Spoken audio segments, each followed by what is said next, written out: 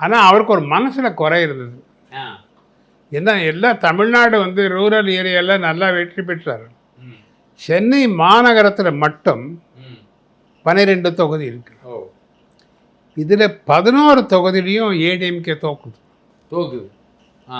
ஒரு தொகுதி மட்டும் அப்பொழுது பேசின் பிரிட்ஜு ராதாகிருஷ்ண நகர்ன்னு சொல்லி அதில் மட்டும் ஐஸ்வர்யவேலன் ஜெயிக்கிறார்.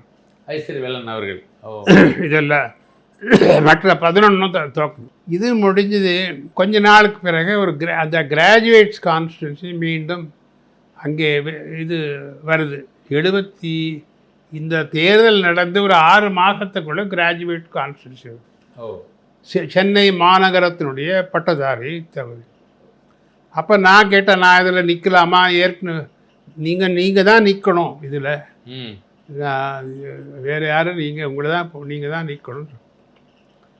அதில் நான் நின்றுட்டு என்ன ஆச்சுன்னா, ஃபஸ்ட் டைம் எனக்கு கிடைச்ச ஓட்டை விட இப்போ எனக்கு கட்சி பலம் வருது.